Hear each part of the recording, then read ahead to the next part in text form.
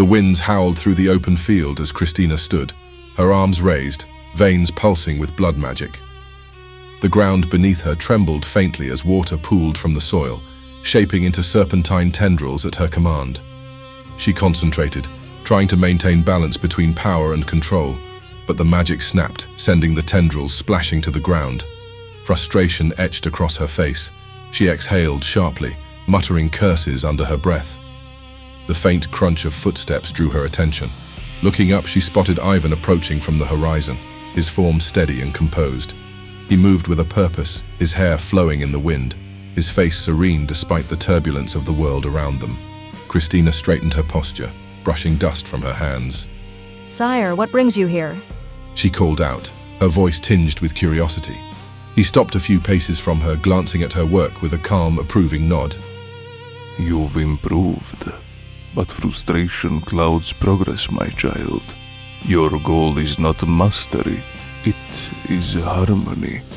Blood and the elements must flow as one, he said, his voice low and resonant. She scoffed lightly, her irritation barely concealed. "Harmony doesn't come easily when your every move feels inadequate. I need to do this. I need to free Julio from their grasp." Ivan's gaze softened, his hands clasping behind his back. You speak with passion, Christina, but remember the greater purpose. Your path is not just yours. It serves something greater. The tower teaches unity, sacrifice, and strength through devotion. Do not lose yourself in personal desires. You make it sound noble, but I'm not blind, sire. The court uses people. The tower uses people. I want Julio to have a choice, a real choice. Before Ivan could reply, a voice interrupted them, sharp and elegant. How very poetic. Christina turned to see a demon of a woman emerging from the shadows. Her presence was magnetic, her commanding aura immaculate even in the desolate landscape. Her lips curved into a faint smile, but her eyes burned with a knowing edge. Alana, what brings you here? Another futile attempt to sway me to your cause? Or have you come to your senses? I came to meet my new sister. You must be my sire's newest child, Alana said, her tone dripping with mock warmth as she looked Christina over. Alana tilted her head, her hair glinting in the dim light. I'm also here to remind you of what you've lost, Father. Your conviction to a cause that betrayed you. Your submission to a woman who butchered our progenitor. Your accusations grow tiresome, child. The tower is stronger now than it ever was under Andre. The High Priestess has given us purpose and renewed strength. Purpose?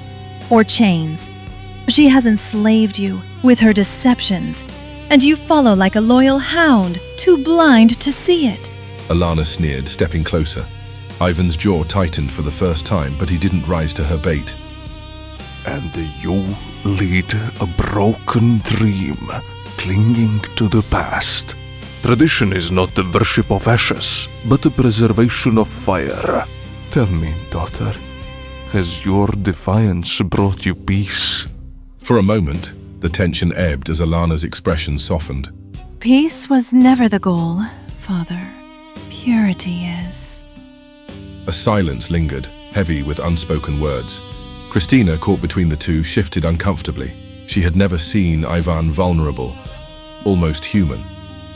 Finally, he straightened, smoothing his clothes. I have a meeting to attend. Christina, remember what I said. Patience and unity.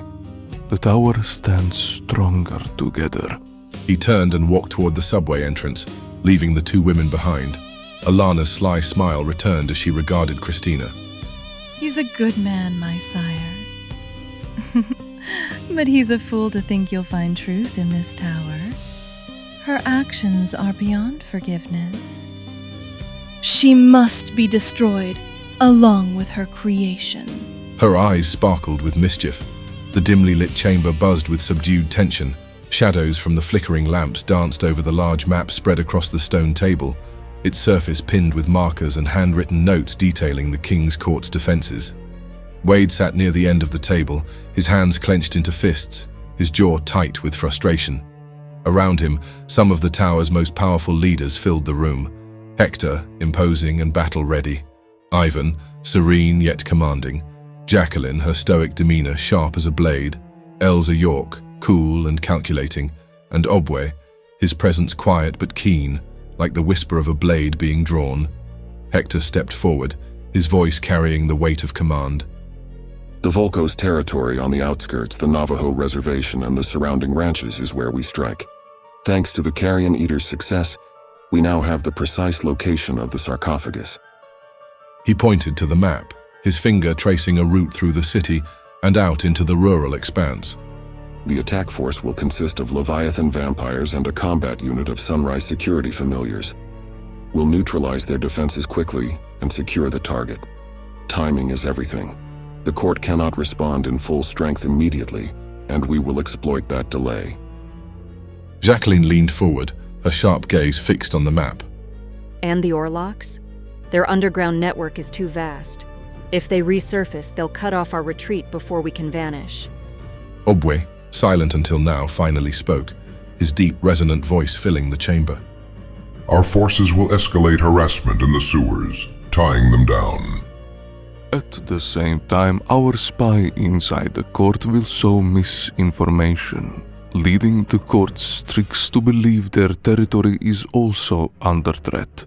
They will hesitate to send their full forces to Volcos territory and hold back their Leviathans for their own protection.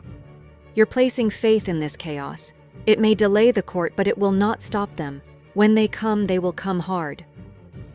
We know the risks, but the High Priestess has deemed this mission non-negotiable.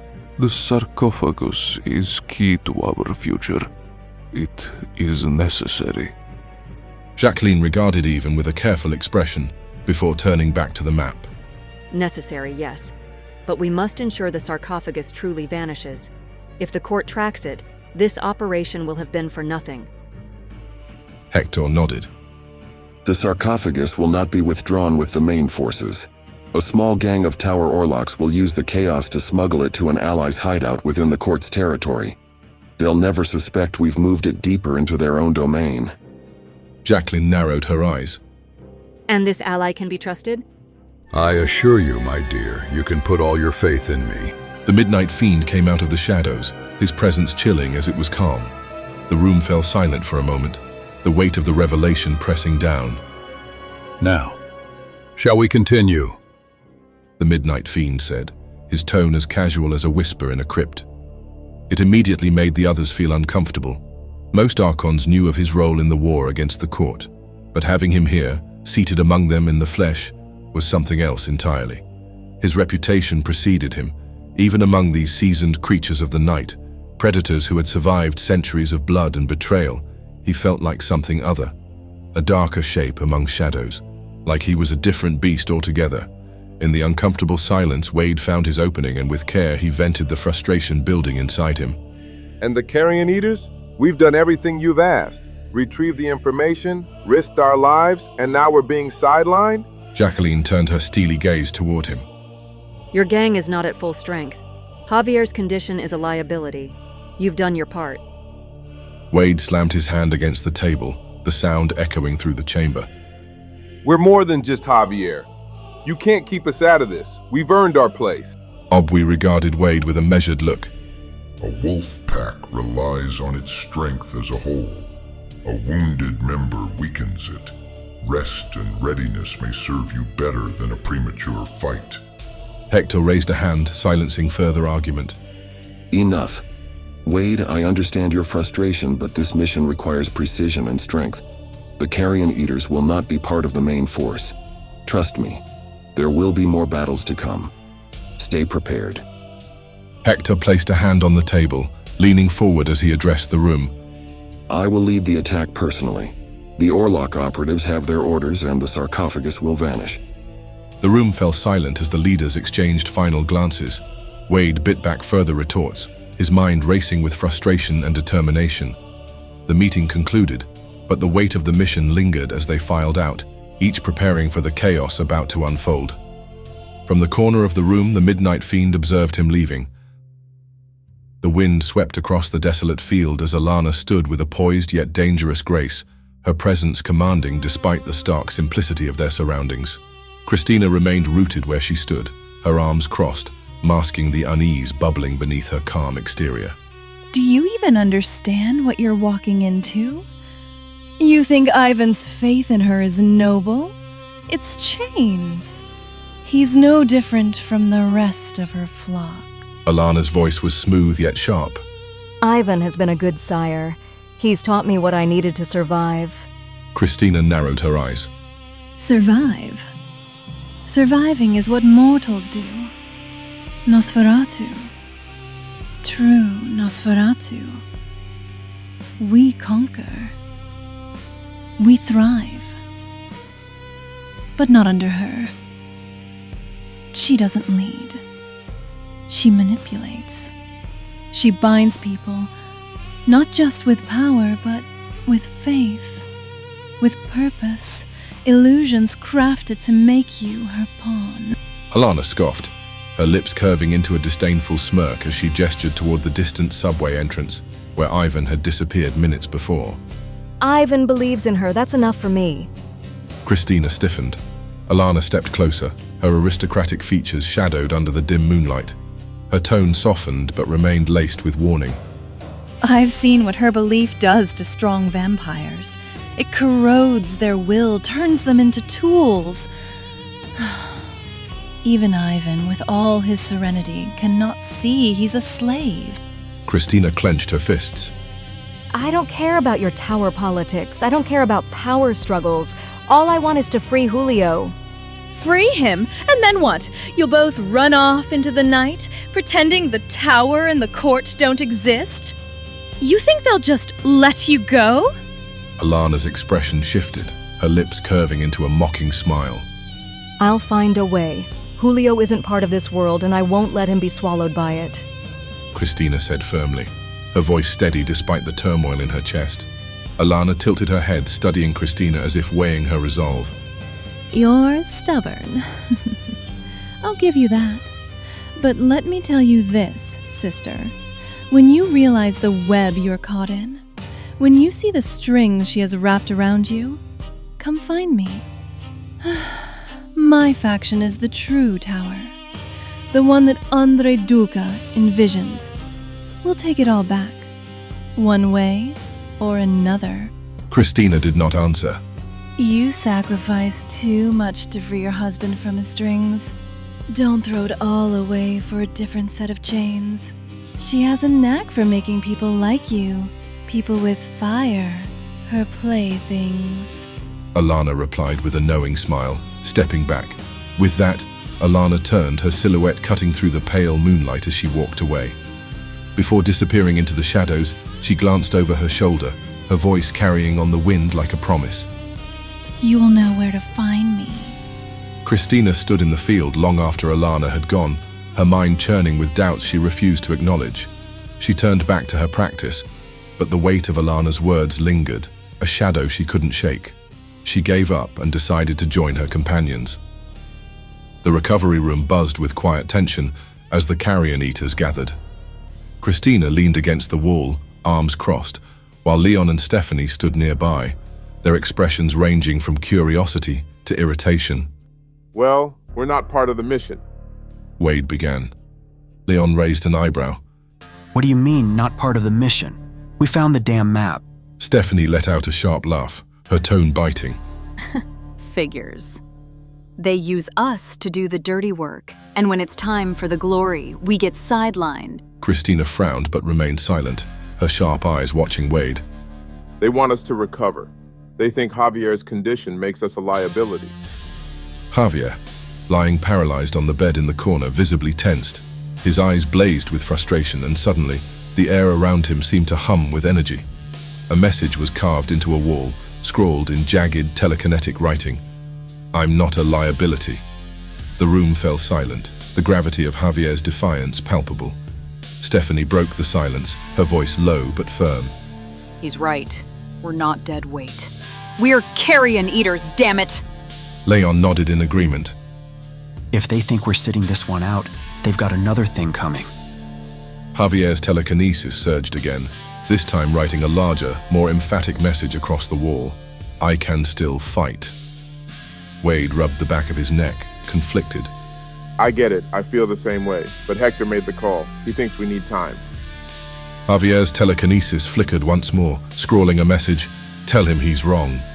Wade sighed, his shoulders slumping slightly. All right. I'll take it to Hector. I'll let him know how we feel, but we have to be smart about this. If we force our way in, we risk screwing everything up. Leon stepped forward. We'll find a way.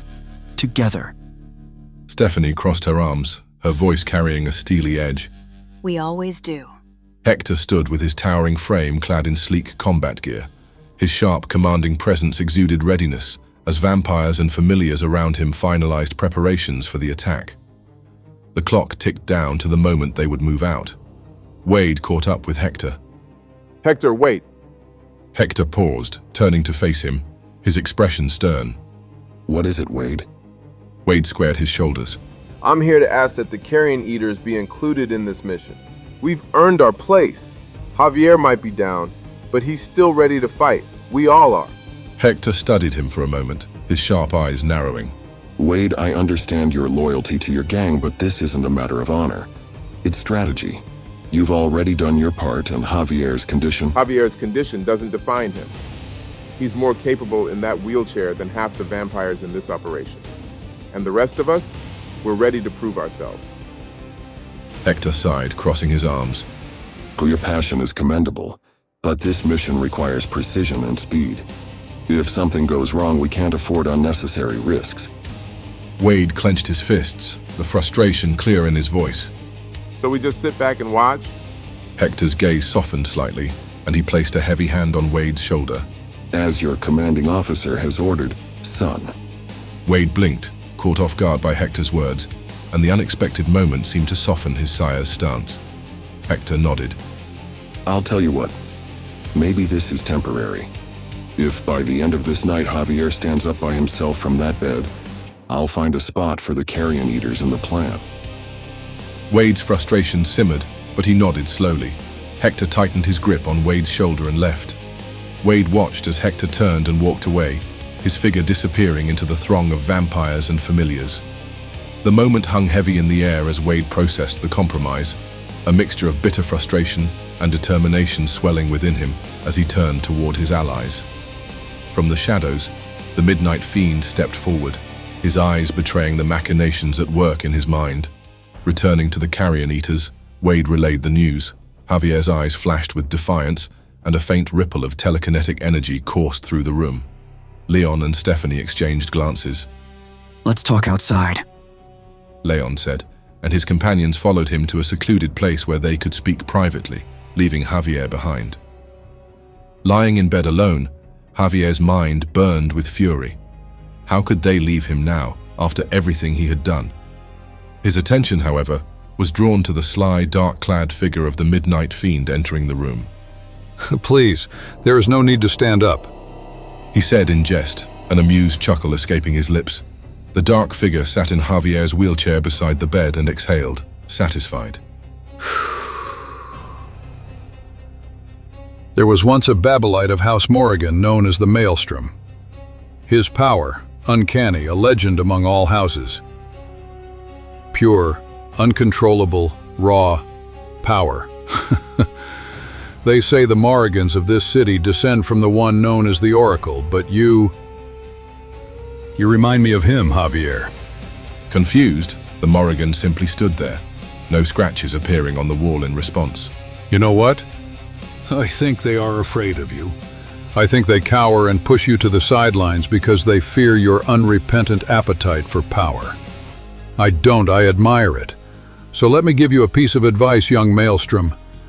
This is not the time to be prudent, for this is the time to feed that appetite, to be insatiable, to feed that hunger, to show them that you are an inescapable, unrelenting, unstoppable force. The words pierced Javier's heart. Well, you need to stand up from this bed. You just have to find a way. Show them you will not be cast aside. The The midnight fiend rose from the wheelchair and patted Javier on the knee. Just some fuel for fire. And like that, he left. Far from there. The manor was quiet, save for the faint creak of wooden floorboards under Alana's weight. She stood by a tall, arched window, the glass slightly fogged from the chill of the night air. Beyond it, the city of Dreadford stretched out like a living thing, its lights pulsating faintly in the distance. The skyline seemed both majestic and foreboding, a stark reminder of the power struggles and betrayals that had shaped her unlife. Alana's hands rested lightly on the windowsill, her fingers tracing the ornate carvings as though seeking comfort in their familiarity. The room behind her was an eclectic mix of grandeur and decay. Ancient banners bearing the tower's sigil hung on the walls, their edges frayed with age. A cracked portrait of Andrei Dulka, her grandsire, leaned against one corner, his stern gaze a silent accusation of all that had been lost. Nearby, a gilded display case housed faded documents and rusted artifacts, tangible remnants of the tower's once glorious past. She sighed as her eyes scanned the city below. Dreadford. A city of shadows. A city of chains. She murmured, her voice barely audible. Her reflection stared back at her, its draconic features accentuated in the faint moonlight. She traced the curve of her elongated pupils, the faint scales that edged her temples, a legacy of her bloodline's power and her frequent embrace of it. It was both a source of pride and a reminder of how far she'd pushed herself to lead the remnants of the old tower. Alana turned, her gaze sweeping across the room. Each artifact whispered a story of defiance, ambition, and tragedy. The weight of her responsibility pressed down on her like the thick velvet curtains that framed the window. Her followers, those loyal to the old ways, looked to her for guidance, but she felt the ache of isolation, the sting of betrayal from those who had chosen to follow the false high priestess instead. The time will come for the tower to be whole again, for the truth to be restored. She whispered, her voice laced with resolve. Nostalgic again, mistress? A slender and bald Nosferatu with no eyebrows, dressed in a dark robe, interrupted her meditation. Charlie, not nostalgia, but a longing for things to go back to how they were. That's impossible, mistress. The Nosferatu stepped forward with an understanding smile. I know. I miss him. Oh, this again. I am terribly afraid you have grown too fond of his memory, especially considering you were enemies. She waved dismissively. Indeed. But he made things fun. Look at this city, Charlie. The age of conquerors is long gone. Andre, Gaius, him. These pathetic excuses for vampires are too tame, too afraid, too concerned with what others will think.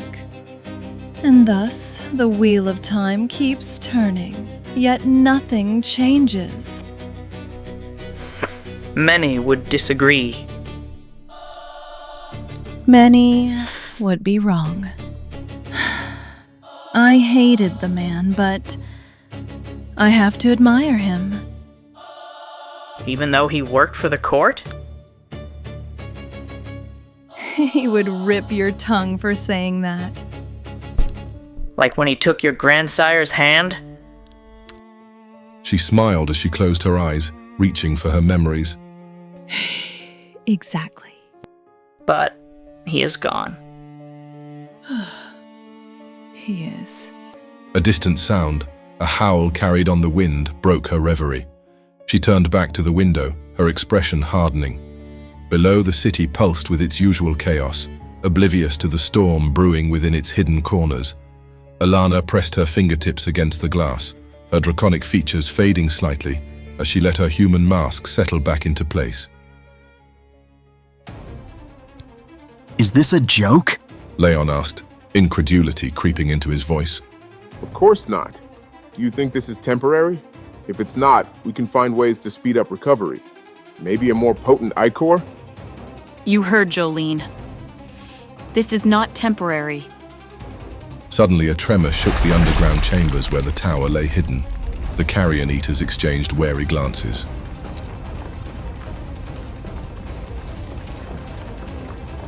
Earthquake? Maybe an attack by the court. The Midnight Fiend has betrayed us. Javier! Leon said with urgency. They ran through the corridors, and the closer they got to Javier's room, the stronger it became. At an intersection, they met Hector and Jacqueline before continuing toward their destination. Dust and debris fell from the ceiling, and the entire place seemed on the verge of collapse. In a hurry, they entered the room, and their incredulous faces took in an awe-inspiring sight. Psychic energy crackled in the air, swirling into a vortex at the center of the room. And there, in the heart of it, stood Javier. His eyes were open, glowing bright as he summoned his full power, lifting himself into the air and levitating above the bed, his body rising in defiance of its own weakness. His arms hanging limp at his sides, his legs bent unnaturally, his mouth curled into something between a grin and a grimace, a look of raw, unhinged power. Wade smiled and patted Hector on the shoulder. You said he had to get himself out of bed, but you didn't say how. Hector looked back at Wade, a mixture of shock and disbelief written across his face. And in that moment, whether from agony or revelation, Javier laughed, a ragged, shuddering sound full of something dark, something beyond pain or reason, because he couldn't move, but he could ascend,